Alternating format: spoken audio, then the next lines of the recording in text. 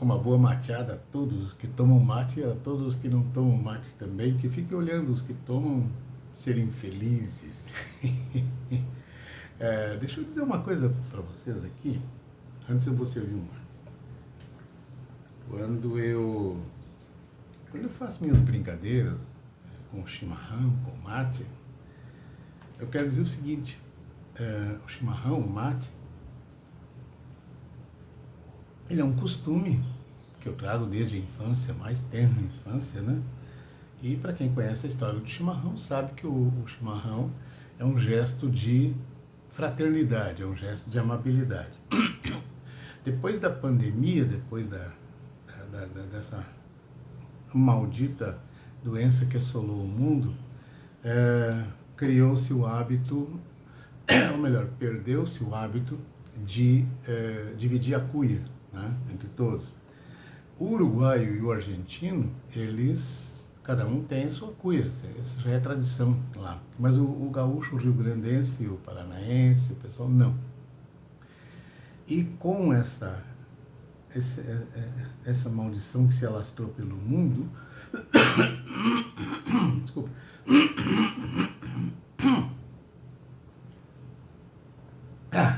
ainda não tinha tomado uns goles, que se alastrou pelo mundo, criou-se um novo hábito de não dividir a cuia, então ela ficou individualizada. Vou pedir perdão só um instantinho, eu vou desligar o ar-condicionado que está aqui em cima de mim. Pronto, já está ficando gelado.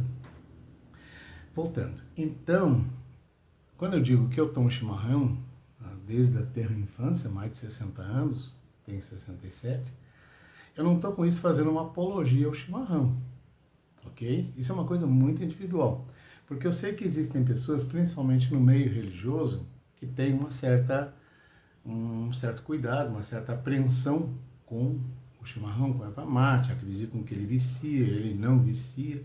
Mas enfim, eu não vou fazer apologia ao chimarrão. Quem toma, toma, quem não toma, não toma, e não enche o saco de quem toma. E quem toma, não encha o saco de quem toma. Então, cada um faça... O apóstolo Paulo diz assim, cada um tenha a sua fé e guarde-a para si. Né? No tocante de não exigir que o outro, claro que nós devemos prospectar a razão da nossa fé, mas no sentido de não ficar incomodando o outro, perturbando o outro, que tem que fazer igual a mim. Ninguém tem que fazer nada igual a mim. Nunca cobrei nem dos meus filhos que fossem parecidos comigo. Até melhor que não sejam mesmo, porque eu sou cheio de defeito. Né? Deixa eles conquistarem os próprios defeitos e depois transformar os seus defeitos em virtudes sem depender da minha participação nisso. Ok? Muito bem, mas não é sobre chimarrão que eu quero falar. Eu quero falar sobre dependência. Sobre humildade e dependência de Deus. Vou contar uma história, pessoal, porque eu conto histórias dos outros, mas eu conto as minhas também, não para me vangloriar, mas no sentido de testemunho das coisas que eu vivi, dos perrengues que eu passei e de como é que essas vitórias foram alcançadas. Muitas vezes, eu já li muitos livros na juventude, tudo que é livro que vocês imaginam sobre autoajuda, eu li essas porcarias. Tá? E tinha um que dizia o seguinte, você é o número 1. Bom, claro que hoje um livro desse serviria para acender o fogo na minha churrasqueira. Número 1 só tem um, que é Deus. Ninguém é número 1. Né? Em hebraico, Deus é chamado de Echad, ou Aleph, que é um e pronto.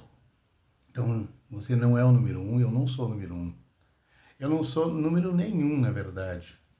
Eu sou alguém que depende inteiramente de Deus, que Ele sim é o número 1. Mas esses livros de autoajuda, eles sempre colocam assim, ó, você vai vencer por si mesmo, você é poderoso, você é isso, você é aquilo. Eles abastecem, enaltecem o ego da pessoa, ao ponto da pessoa realmente achar que é. Depois fracassa, tá? Depois fracassa e não sabe onde errou. Ou tem alguma coisa parecida com o que entende como sucesso. O que as pessoas entendem como sucesso? Ganhar dinheiro, ficar rico, ter uma casa nova, ter uma casa grande, ter uma mansão, ter um carro importado. Isso é sucesso? Um dia a gente vai conversar sobre isso. Tá? Mas, à medida que a pessoa que acha que venceu por sua própria conta, né? Significa o seguinte: no momento que eu abasteço o meu ego de mim mesmo, eu estou tirando Deus dessa equação. Deus está em todo lugar, Deus é tudo, mas a ação de Deus na minha vida, ela só acontece se eu permito. Chama-se livre-arbítrio, ou seja, se eu permitir que Deus haja na minha vida, Ele vai agir. Se eu tirar Deus da equação, ele não se retira, porque Deus está em todo lugar. Deus está em mim, Deus está em vocês, mas Deus vai parar de agir em meu favor. Isso não é castigo, é apenas, bom, você não precisa de mim, você quer o quê? Segue a tua vida, né? Embora Deus ainda permaneça, porque se Deus não estivesse, se Deus a força de Deus, né, a ativa de Deus, a energia de Deus, né, a centelha divina não estivesse em mim, eu não estaria vivo. Começa por aí, quer dizer, Deus continua me abençoando, continua agindo na minha vida mesmo que eu não queira, né? Isso é misericórdia, mas até a misericórdia um dia ela cessa. Muito bem. Uma ocasião, eu vim para Florianópolis pela primeira vez em 1997. Meus filhos precisavam ir para a universidade e eu disse para eles o seguinte: nessa época eu já viajava pelo Brasil, eu já trabalhava fora de Gramado, eu atendia empresas no Paraná, no Piauí, em outros lugares, e eu ganhava relativamente bem, né, trabalhando para essas empresas. Então eu disse para meus filhos o seguinte: vocês escolham qualquer cidade do Brasil para fazer a faculdade de vocês, que a gente vai junto. A gente vai toda a família. Não vou lá. Meus filhos foram criados a beijo. Meus filhos cresceram a beijo, a colo, a carinho, a oração antes de dormir. E a gente pensava, minha esposa e eu pensávamos, nós não vamos dar esse tratamento todo para os nossos tesouros e depois soltar eles aí na mão de traficante em universidade. Vocês sabem que acontece lá dentro de muitas universidades. Então, e se eu estiver dizendo alguma coisa errada, me processe. Mas antes de maconheiro, de traficante, e estou falando mal mesmo, tá? Estou falando mal dessa nojeira toda aí. Mas, enfim, eu não queria meus filhos envolvidos nisso. E a melhor maneira de proteger os filhos não é amarrar eles dentro de casa, mas é estar perto deles, né? O segredo do sucesso é a eterna vigilância. E vigiar não significa acorrentar ou amarrar, mas significa dizer o seguinte: eu estou aqui para o que der e vier.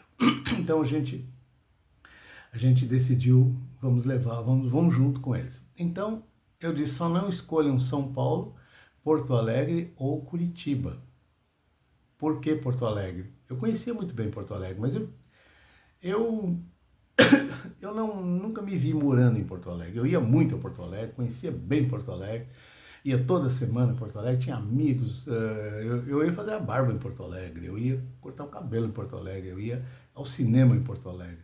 E então, Porto Alegre era uma extensão, né, da minha casa, do meu trabalho. Eu ia atender clientes, enfim, né, botei pão à mesa da minha família a partir de Porto Alegre. Não estou falando mal de Porto Alegre, não, mas eu não me senti, eu não me via morando em Porto Alegre, não era para mim. São Paulo, nem pensar.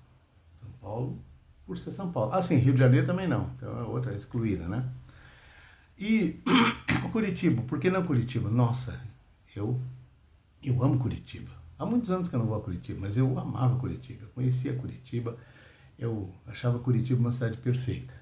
Tão perfeita que eu me sentia pequeno, eu não me via contribuindo com Curitiba. E vou confessar para vocês, eu morria de medo, porque eu já era designer na época, era um designer relativamente conhecido, eu tinha meu nome, meu mercado, sabe, os meus clientes, enfim, eu não precisava mais de cartão de visita para me apresentar. Curitiba era uma cidade, ainda é até hoje, uma cidade que tem os melhores designers do Brasil, os melhores estúdios do Brasil, os melhores profissionais, melhores competências estão lá. E eu pensava o seguinte, poxa, eu vou ter que começar do zero com a minha família, né? Uma coisa é eu começar do zero sozinho, né? Começar lá por baixo. Outra coisa é eu começar do zero com a minha família, a partir de um status que eu já dei para eles, né? E ter que competir com essa gente. Eu fiquei com medo. Eu confesso que eu tive muito medo. Ter medo não é crime, não é feio, não é pecado, é prudência, né? Eu não meto a mão em toca de cobra, né? Ou em toca desconhecida, porque eu não sei o que tem lá de dentro. Então isso é medo, isso é precaução, é receio. E eu não quis colocar a minha família em risco, sabe, ao ponto de, não, eu vou competir, eu sou bom. Eu não era bom, não. Eu sabia fazer meu trabalho direitinho, como sei até hoje, mas também eu não posso me considerar como o bom. Não sou, nunca fui. Agora, então Curitiba não, por isso, ok. Eles escolheram Florianópolis. Eu tinha vindo 2 vezes a Florianópolis apenas. Eu não conhecia Florianópolis. Eu tinha vindo apenas atravessei a ponte, na época a antiga ponte Hercílio Luz, depois fecharam ela. Então eu tinha vindo apenas 2 vezes a Florianópolis. O limite era o centro. Eu só conhecia ali a Felipe Schmidt, o centrinho ali. Não conhecia nada mais de Florianópolis. E nunca tinha ido a uma praia, nada, nada, nada.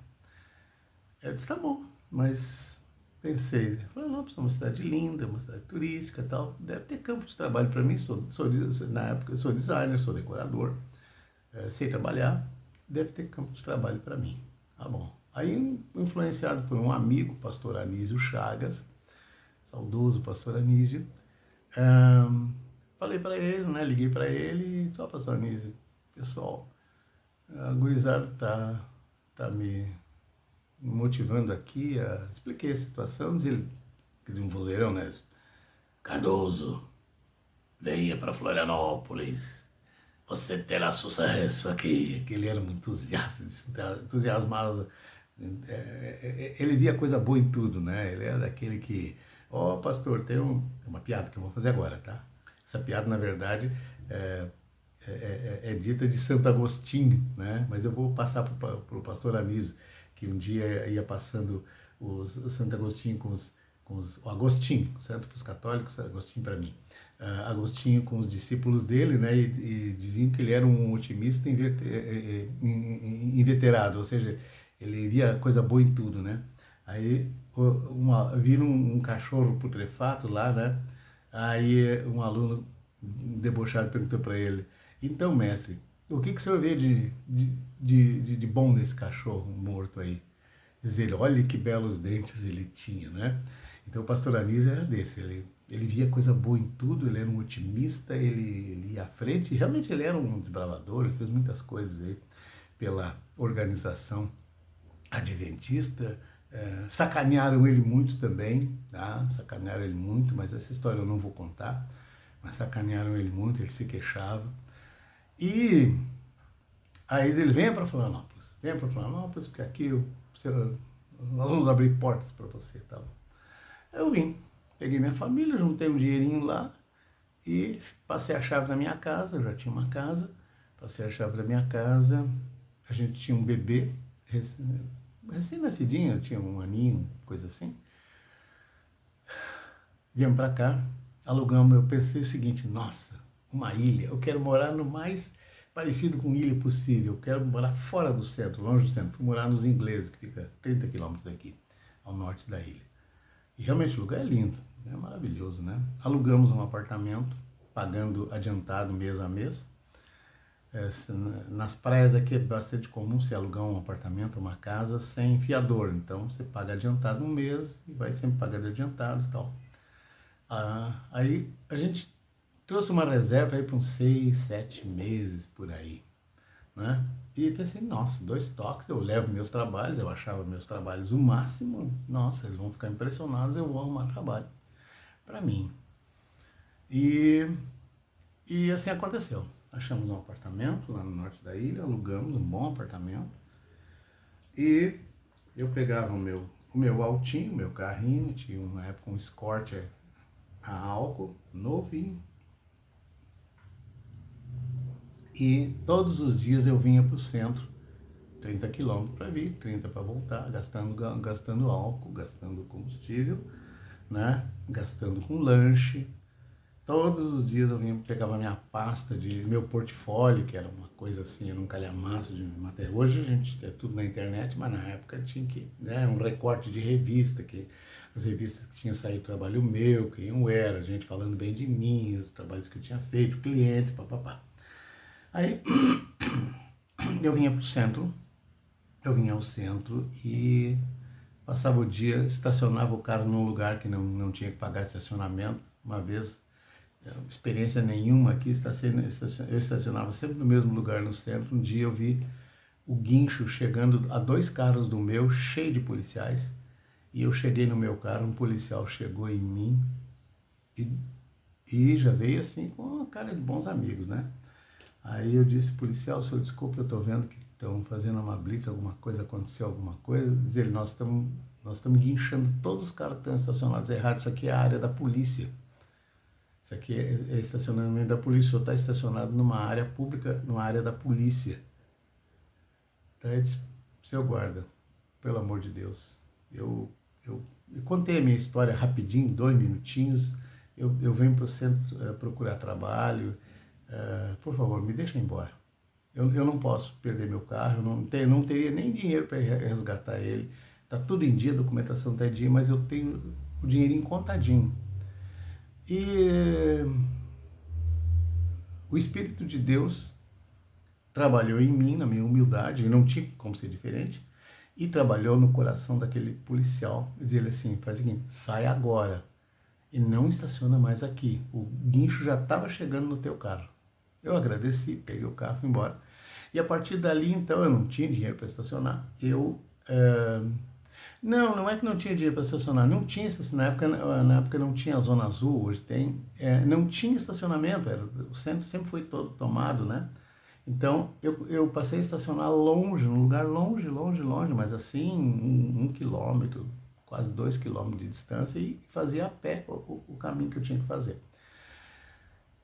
O tempo foi passando e eu não conseguia trabalho. Eu batia de porta em porta e não conseguia trabalho. Não conseguia trabalho de jeito nenhum. Porta em porta, chegava nas lojas de móveis, lojas de decoração, sabe, escritório de arquitetura, eu mostrava meu trabalho, oferecia meu trabalho e não conseguia nada. Chegou um ponto que eu chegava em casa ao final da tarde e dizia para minha esposa, olha, nossa, hoje foi duro, mas eu acho que amanhã, eu estou com esperança que amanhã, blá, blá, blá, blá, blá, blá. E pedi a Deus que amanhã, blá, blá, blá, né, eu arrumasse trabalho. E não conseguia nada. Chegou um ponto que as coisas começaram a faltar em casa.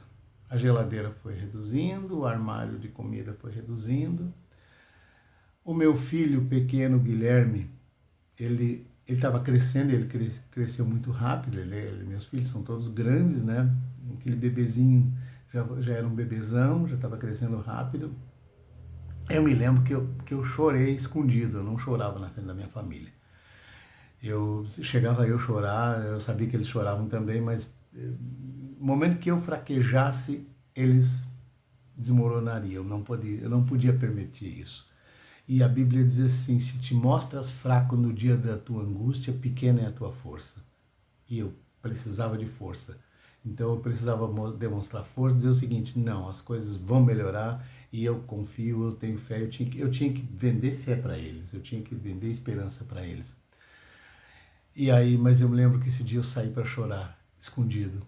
Eu vi o meu filho de fraldinha, crespinho, lindinho, brincando, né? Na época tinha uma propaganda que dizia, é o Banco do Brasil, é o Banco do Brasil, é o Banco do Brasil, é o Banco do Brasil.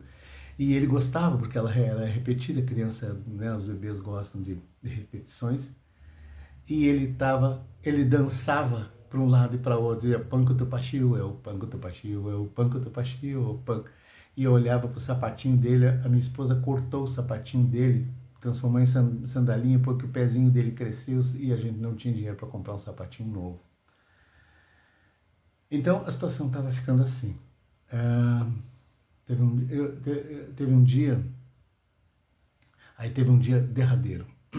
Eu saía, tipo assim, eu saía às 10 da manhã, eu comia alguma coisa ali às 10 da manhã e voltava aí pelas 5 da tarde, porque eu não tinha dinheiro para almoçar. Então eu comia de manhã e aguentava até o final da tarde e bebia água, né?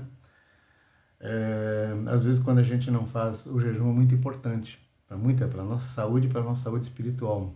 Mas eu não tinha hábito de fazer jejum, então Deus providenciou um jejum para me colocar no caminho da humildade. Porque eu pensava assim, nossa, importante Paulo Cardoso, o designer de Gramado, aquele cara que as pessoas batiam na minha porta para que eu criasse coleções, produtos para eles. Eu chego nessa cidade, eu tomo porta na cara, eu não tenho trabalho, sabe? Eu cheguei numa imobiliária e ofereci, olha, eu sou decorador, se vocês puderem me indicar cliente. O cara olhou para mim com ar de arrogância e perguntou o seguinte, qual é a minha contrapartida? Eu disse, eu não entendi. A contrapartida, desculpa, mas o que o senhor entende por contrapartida? O que o senhor vai me dar em troca? Eu disse, olha, me consegue clientes, eu faço a sua decoração de graça. Não, não, não, não. Eu vamos estabelecer valores aqui, tu me paga e aí eu vou te indicar clientes. Então esse era o espírito, tá? Esse era o espírito do que eu encontrei aqui. Aí, vocês pensam que foram os manezinhos que me trataram mal? Não, foram os gaúchos, meus conterrâneos, tá? Os maus gaúchos. Essa história de hospitalidade funciona lá no Rio Grande do Sul. Gaúcho fora da sua terra, ele briga por si mesmo. Né? Eu vim aprender isso aqui. Mas enfim, eu não estou aqui para julgar ninguém. É o jeito deles, não era o meu. Não vou julgar ninguém. Então, nesse dia, eu saí perto das 10 da manhã, olhei na geladeira, tinha meio repolho, tá? Umas coisinhas, pouquinhos legumes, batatas, uma coisa assim. No armário tinha um restinho, talvez meia garrafa de óleo, sal, arroz, coisinhas assim, talvez um pouquinho de feijão, não sei, não me lembro. Sei que não era nada. Eu saí tremendo, sabe, como vai ser o dia de hoje? Como vai ser o dia de hoje? E eu peguei o carro, com um pouco de combustível que ainda tinha, fui ao centro. Vim ao centro, porque eu moro perto do centro. Rodei, deixei o carro longe, andei. E não consegui nada. Aí eu passei no Sebrae, porque eu tinha trabalhado para o Sebrae no Rio Grande do Sul. Eu tinha feito bons trabalhos, fui bem remunerado lá no Rio Grande do Sul. E pensei, bom, eu vou me apresentar aqui, eu tenho no currículo trabalho para o Sebrae, então já é uma porta que pode se abrir. Me apresentei ao Sebrae, ofereci meu trabalho e tal, tá bom. Me anotaram, bom teu trabalho, muito bem, vamos anotar, quando precisar de alguém a gente chama, né? E realmente eu fui chamado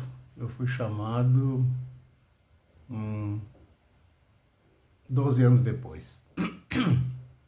Mas eu não consegui nada. Aí voltei para casa. Final da tarde. Eu morava no primeiro andar, eu estacionei o carro e minha garagem já era próxima da escada. Eu levei meia hora para subir os 17 degraus entre a garagem e o meu apartamento.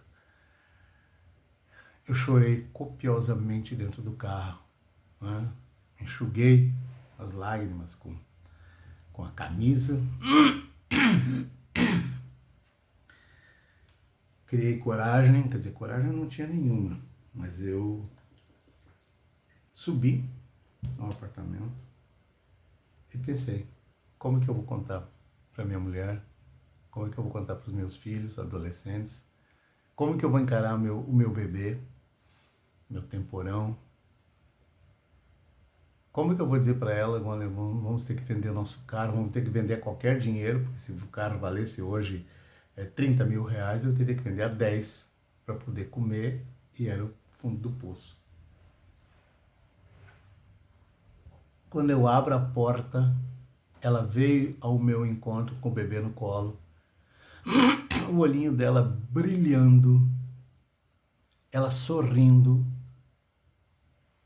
Ela disse assim: tu não vai adivinhar o que aconteceu. Tu nunca vai adivinhar o que aconteceu. Eu olhei para ela, eu olhei atrás, eu tinha um sofá grande, o sofá estava cheio de mantimentos. Tinha até roupa, calçado ali, cheio de mantimentos. Rancho para 2 meses, uma coisa enorme. Eu pensei, eu só perguntei para ela: o que tu vendeu, geladeira? Não, a geladeira estava ali, um armário, o que tu vendeu aí? Diz ela: tu não vai adivinhar. Eu olhei de novo e disse: Pastor Anísio. Diz ela: foi. Bom, eu abracei ela, a gente chorou muito, a gente agradeceu a Deus. E, naturalmente, no dia seguinte eu não tinha telefone, eu fui a um telefone público e liguei para o pastor Anísio: olha, pastor, eu quero lhe agradecer imensamente pelo que o senhor fez e quero lhe dizer que, assim, ó, eu já estou conseguindo trabalho, quase conseguindo trabalho, assim que eu conseguir, eu vou lhe pagar. Ele disse assim: Cardoso, nunca me pague. Não me pague, você não me deve nada. A única coisa que você pode fazer, o dia que você encontrar uma família na mesma condição, faça o mesmo por ela. Ajude uma pessoa. E aí, na época, eu não sabia desse ditado, hoje eu sei. O Talmud diz assim: aquele que salva uma pessoa é como se salvasse o mundo. O pastor Anísio salvou 5 pessoas, ele salvou 5 mundos. 5 mundos inteiros naquele dia. E no dia, só que bênção, ela não vem sozinha. No dia seguinte, eu voltei ao centro. Aí eu fui visitar um amigo, ele tinha uma loja da Mazotti, uma franquia da Mazotti, e era um amigo que eu já tinha ajudado ele numa situação anterior, lá em Gramado. E eu passava todo dia, quase todo dia na frente dessa loja, eu não chegava, porque vergonha. A pessoa de Gramado vão saber que eu estou ruim, que eu estou numa situação difícil. Tinha vergonha. Mas aquele dia, perdi a vergonha e cheguei. Aí, veio até porque eu já estava mais animado, eu sabia que eu estava esperançoso. Aí, que bom que chegou, vamos tomar um chimarrão e tal, né? O velho e bom mate. Tomar um chimarrão, o que tá fazendo? Claro que eu não disse para ele que eu estava na pior das situações. E eu disse para ele: não, as coisas, estou aqui há alguns meses, tá difícil, mas eu já estou esperançoso, porque eu tive no Sebrae e tal, né? A gente conta sempre como favas contadas. Tive no Sebrae, diz ele: o que tu faz? Além de fazer meus projetos que tu conhece, eu tinha um ateliê muito bom em Gramado, eu atendia até clientes dele na época, ele vendia para alguns clientes de mão do avulso. Eu disse: eu dou aula de desenho, estou oferecendo aula de desenho de imóveis, de perspectiva aí para o pessoal das lojas. Ele: tu dá aula de desenho, é mesmo? Tu não quer dar um curso aqui para minha equipe na loja? Devia ter umas 7, 8 pessoas trabalhando na loja. Eu sou, mas claro, com prazer. Ele entendeu, ele fez a leitura, ele disse: esse cara tá lascado, esse cara tá ferrado. Ele fez a leitura. E ele disse assim: vamos fazer o seguinte, como é que está a tua situação? Eu disse: olha, cara, eu estou bem apertado. Aí eu abri o coração para ele e disse: não, vamos fazer o seguinte, tu mora lá no norte da ilha, né? Vamos fazer o seguinte, eu vou te comprar um curso, tu vai dar um curso de desenho pro meu pessoal, tá? Quanto é que tu cobra por pessoa? Eu cobrava tanto, mas eu te dou um desconto. Não, não quero desconto nenhum, não. Vou te pagar tanto e eu vou te pagar adiantado. Eu vou te pagar adiantado e mais. O tempo que tu estiver aqui dando curso, tá? Tu vai almoçar comigo, tá? Nós temos uma conta num restaurante aí perto. Tu vai almoçar comigo, tá? E aí, com isso, tu vai sobrevivendo. Outra coisa, tu não quer desenhar para mim aqui? A gente bota uma mesa ali no canto e tu atende meus clientes. E tudo aquilo que tu colocar de móveis da Mazotti, da loja, pode ser sob medida ou pode ser ou pode ser padrão, tudo que tu botar nos desenhos ali, né, nas ilustrações, e for vendido, tu ganha comissão, tu ganha uma comissão. E era, acho que 8 ou 10%, era uma comissão muito boa. Imagina, né? Fechei na hora e tal. E a partir dali as coisas começaram a dar volta, começaram a dar volta, começaram a dar volta. E aí, o que eu fazia? Eu desenhava muito e eu, aí, modéstia deixada de lado, quem começou com essa história de desenhar na frente do cliente um desenho de qualidade em Gramado fui eu. Desenho de qualidade, desenho parecendo uma fotografia, uma ilustração em 3D, fui eu. Não só comecei, como ensinei muitas pessoas a fazer isso aí. Muitos, mandei aula, ensinei muitas pessoas a ganhar o pão com o desenho. Quem me conhece sabe que eu estou falando a verdade. Aí no Brasil inteiro eu fiz isso depois. Aí começou as vendas aumentaram porque eu botava tudo que tinha e no momento que você bota um desenho, um objeto no projeto, a pessoa olha aquilo ali, ele não consegue mais imaginar aquele ambiente sem aquele objeto. Então Deus me inspirava e eu colocava tudo que podia e eles vendiam, aí o vendedor ia lá e fechava a venda e tal, e aí as coisas começaram a andar. Eu vou finalizar. Daí eu procurei o pastor Anis, não, e aí ele me falou isso, né? Tá. Vou finalizar. A história é a seguinte, aí um dia eu tinha ido renovar minha carteira, já passados meses, né? As coisas já estavam muito boas, muito melhores, tudo, né? Eu trabalhando, botei a nossa vida em dia, graças a Deus, e ao amigo que me estendeu a mão. Chama-se Antoninho Iscariotes. E aí, o que aconteceu? O tempo foi passando, um dia eu tinha ido renovar minha carteira de motorista. Quando eu voltei já era 15 para meio-dia. A loja fechava ao meio-dia para a gente ir almoçar. 15 para meio-dia chega uma senhora vestida simples, camiseta, calça jeans, tênis, de táxi na loja, ficou olhando assim. Olhou a vitrine e tal, entrou na loja, a vendedora foi atendê-la e eu fui para minha mesinha lá, já esperando encerrar amanhã para a gente almoçar. Aí a vendedora disse assim, olha, essa senhora quer saber se o decorador, que era eu, pode ir na casa dela para ver se dá 2 camas de solteiro aí para os meninos. Meio que pensando assim, pô, chega essa hora, sabe, de táxi, nessa loja e tal, que era uma loja que passava o PIB da cidade, ainda quer que o decorador vá? Eu disse, claro que eu vou. Eu fiz as contas, 2 camas, dá tanto de comissão, dá para pagar gasolina, dá para comer a semana toda, etc, etc, etc. E vamos lá. Eu fui de táxi com ela lá, e era perto, eram uns 4, 5 quadros dali. Chegando lá, vou encurtar ainda mais a história. Era um apartamento triplex de quase 1.000 metros quadrados, que era dela, do ex-marido, mas ela queria dar uma ajeitadinha, porque os filhos também vinham, tal. Estava totalmente vazio o apartamento, só tinha uma cozinha em funcionamento e uma lavanderia, tinha uma suíte onde ele dormia, mas não tinha nem cama para as crianças. Aí eu olhei, sim, tá aqui dá 2 camas também, e aí na parede, na janela, tinha um lençol, em lugar de cortina tinha lençóis que já estavam assim, fotografados pelo sol, ou seja, já estavam ali muito tempo. Ela disse assim, eu preciso fazer umas cortinas, tu conhece alguém que faça cortina? Eu disse, eu. Mas como assim tu faz cortina? Não é que eu faço cortina, eu sou decorador, mas eu tenho fornecedor, tá? Diz ela, o que mais tu faz? Eu faço tudo, tu me dá o terreno, eu te entrego o jantar servido. Eu faço tudo, tudo. Diz ela, tu faz isso? Faço. Me faz uma proposta para redecorar completamente esse apartamento, precisa reformar, tem que trocar rede elétrica, tem que não sei o que, tal, piso, tudo. Faz uma proposta. Eu pensei, papo furado, garganta. Mas vou fazer a proposta. Então tá, amanhã, passa na loja amanhã que eu te dou a proposta. E fiz uma proposta, pensei, é grande o negócio, quero decorar aquilo tudo, vai custar uma fortuna, mas fiz a proposta, né, pelo projeto, e pela administração do projeto, que ela morava no Rio de Janeiro. E era um valor grande. Era um valor, acho que foi o maior valor que eu ganhei na minha vida. Assim, de um cliente individual, né? Aí ela foi lá, olhou a proposta, ok, tá? Eu botei inclusive 30% de entrada, mais tanto, não sei o quê.